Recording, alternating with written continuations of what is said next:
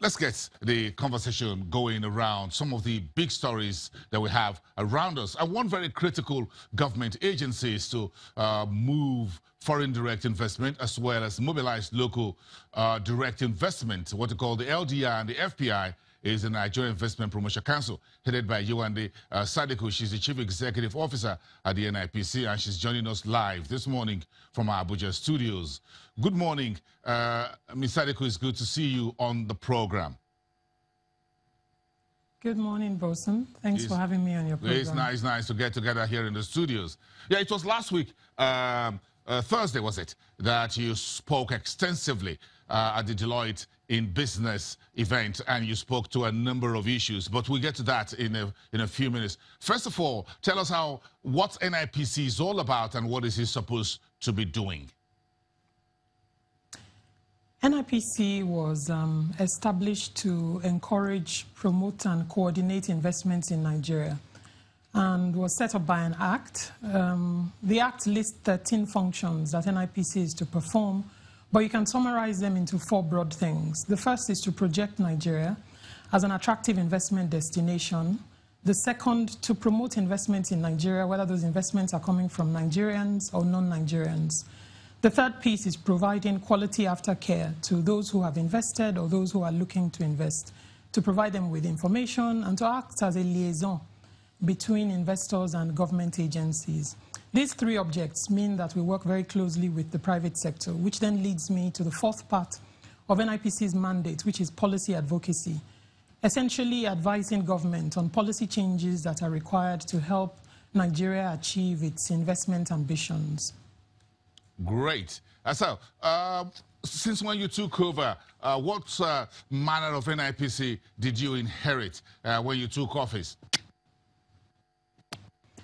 I inherited an organization with a lot of capacity, but lacking in some structure. And I have worked all my life previously in fairly structured environments.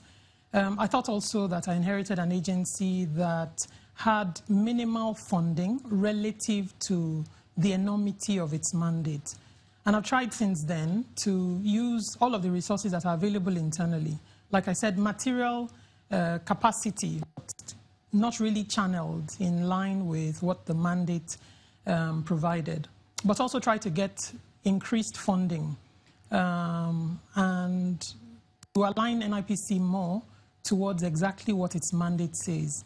I take the act and the functions that are specified for NIPC almost in a biblical manner, looking at them and ensuring that everything that we do is aligned towards ensuring that we'll fulfill the objectives that the Act specified for the agency.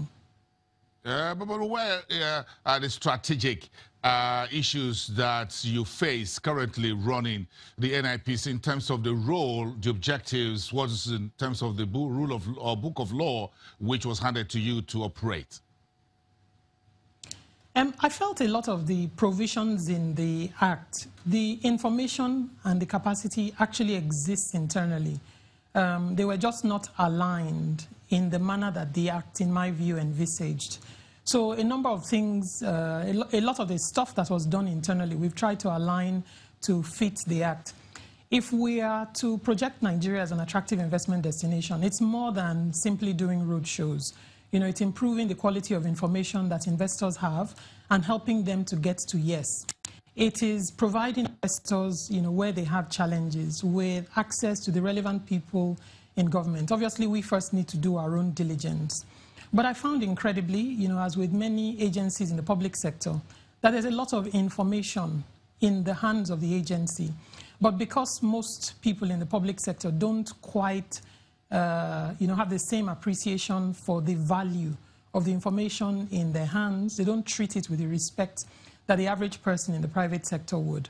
So it's an increasing, appreciation of that. And then retooling and upskilling.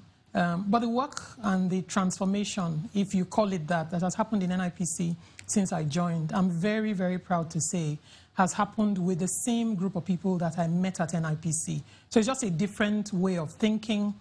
And then thinking in the context of strategy first and letting our actions be led by the strategy that we took time to articulate.